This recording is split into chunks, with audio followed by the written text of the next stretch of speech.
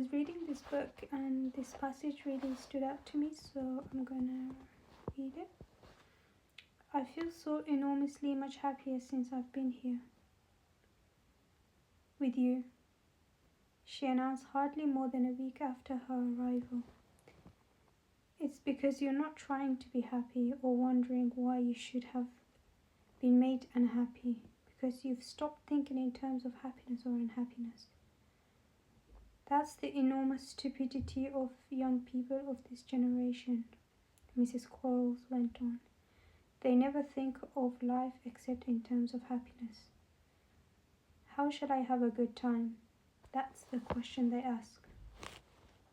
Or they complain, why am I not having a better time? But this is a world where good times in their sense of the word, perhaps in any sense, simply cannot be had continuously and by everybody.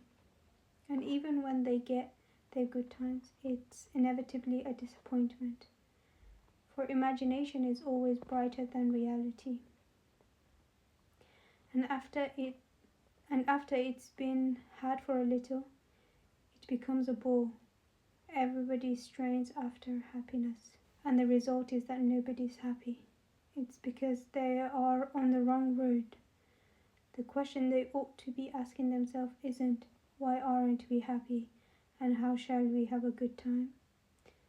It's, how can we please God, and why aren't we better?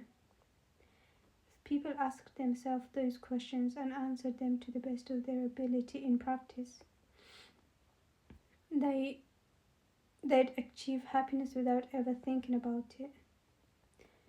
For it's not by pursuing happiness that you find it, it's by pursuing salvation. And when people were wise, instead of merely clever, they thought of life in terms of salvation and damnation, not of good times and bad times. If you're feeling happy now, Marjorie, that's because you've stopped wishing you were happy and started trying to be happy. Happiness is like Coke, something you get as a byproduct in the process of making something else.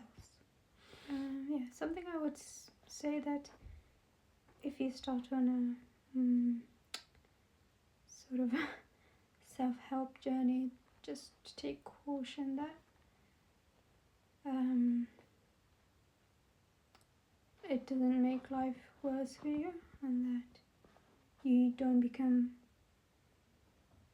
so obsessed and completely taken by it.